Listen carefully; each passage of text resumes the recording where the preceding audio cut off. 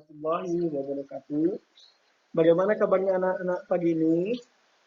Bapak harapkan semuanya masih dalam kondisi sehat dan tetap bugar ya. Ya, baiklah pada hari ini, hari Rabu, kita memasuki pembelajaran kelima. Masih pada tema 1, subtema 1.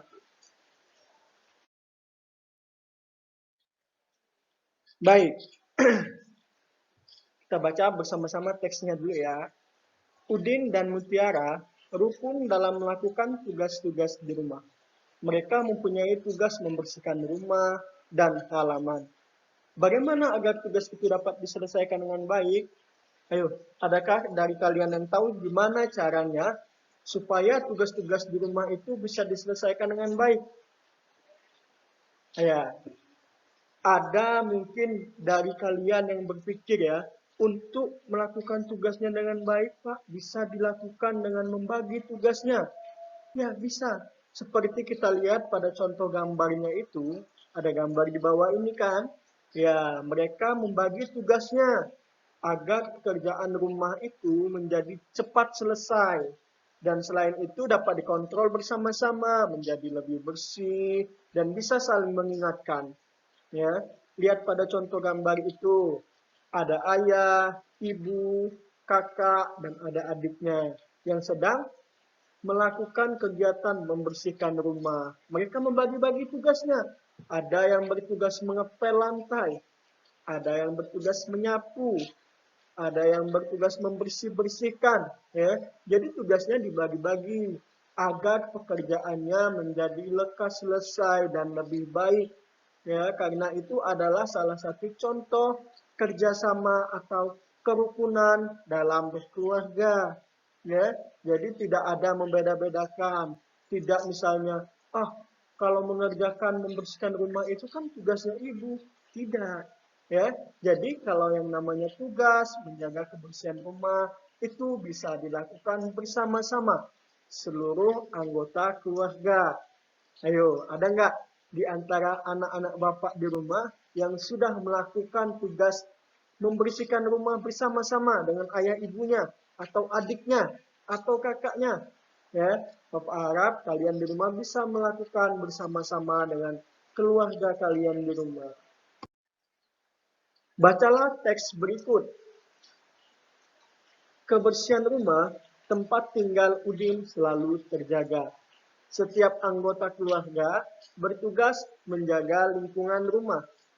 Udin dan Mutiara bertugas menjaga keindahan halaman rumah. Mereka melaksanakan tugas dengan cara bekerja sama. Udin menyiram tanaman, Mutiara menyapu halaman. Halaman rumah selalu indah dan rapi. Ayah dan ibu senang karena anak-anaknya cepat kaki, ringan tangan. Ya, coba perhatikan setelah membaca teks ini, ya, kita dapat menyimpulkan atau mengambil beberapa hal. Ya, Udin dan Mutiara itu mempunyai tugas di rumahnya. Apa tugasnya? Menjaga keindahan halaman rumah. Mereka membagi tugasnya antara Udin dan Mutiara punya tugas masing-masing. Ya, Udin tugasnya apa? Menyiram tanaman, sedangkan Mutiara tugasnya menyapu halaman. Ya, jadi mereka membagi tugasnya. Mereka menjaga keindahan halaman dengan cara dibagi dua. Ada yang menyapu, ada yang menyiram tanaman.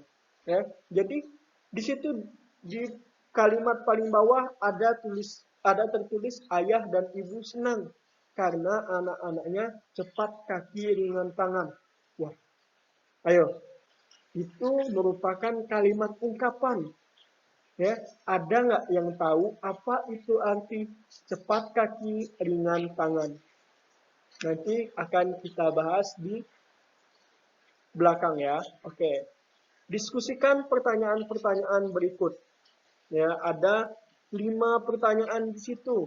Mengapa halaman rumah Udin selalu indah dan rapi? Ayo, mengapa? Ya. Yang kedua, apa akibatnya bila Udin dan Mutiara tidak bekerja sama? Misalnya, antara Udin dan Mutiara tidak mau berbagi tugas. Dia tidak mau bekerja sama. Kira-kira apa yang akan terjadi? Apa akibatnya nantinya? Nomor 3, apakah sikap Udin dan Mutiara sudah pengamalan, termasuk pengamalan sila Pancasila yang keberapa itu? Sikap mereka. Yang keempat, sila keberapa? Dan yang kelima, jelaskan alasannya. Mengapa sikap mereka itu termasuk sila yang kalian jawab tadi. Misalnya, sila 2 atau sila pertama, ketuhanan yang Maha Esa. Misalnya, kalian tulis di situ. Kenapa alasannya kalian memilih sikap Udin dan Mutiara itu termasuk dalam sila pertama? Apa alasannya? Ya. Oke, bacalah kalimat berikut. Udin menjadi juara pertama lomba menggambar, tetapi ia tetap rendah hati. Ini kalimat, 5 kalimat ini sudah kita bahas di pembelajaran sebelumnya. Ya, Bapak harap kalian masih ingat. Yang kedua, ayah dan ibu mengasihi buah hatinya. Yang ketiga, Udin senang mendapat buah tangan dari ayah. 4. Udin dijuluki cepat kaki ringan tangan karena mengerjakan tugas dengan baik. Yang kelima, masalah harus diselesaikan dengan kepala dingin agar tidak terjadi pertengkaran. Baik, dari 5 kalimat yang sudah kalian baca tadi, coba kalian perhatikan dengan teliti. Di situ ada 5 ungkapan, 5 kalimat ungkapan. Dari tiap nomornya ada 1, 1, 1. Jadi ada 5 totalnya. Coba kalian lihat yang nomor 1. Itu kalimat ungkapannya ada apa? Rendah hati. Ya, benar. Nanti arti ungkapannya kita akan bahas bersama-sama. Ya. Yang nomor 2 ada buah hati. Yang pertama rendah hati, yang kedua buah hatinya. Yang ketiga apa? Dia tulisannya dibuat miring. Geser apa di situ? Buah tangan, ya. Yang keempat apa? Cepat kaki ringan tangan. Yang kelima, kepala dingin, ya. Baik, itu adalah 5 kalimat ungkapan atau kata ungkapannya. Sekarang kita cari sama-sama apa sih artinya. Kok Udin disebut tetap rendah hati, ya. Udin dijuluki cepat kaki ringan tangan. Apa itu? Apa artinya dari ungkapan itu? Ya, kita cari bersama. Baik, ini adalah 5 kata yang tadi di slide sebelumnya sudah kita baca. Ya, ada 5 kalimat ungkapan di situ, ada 5 kata. Yang pertama rendah hati. Apa itu arti dari rendah hati?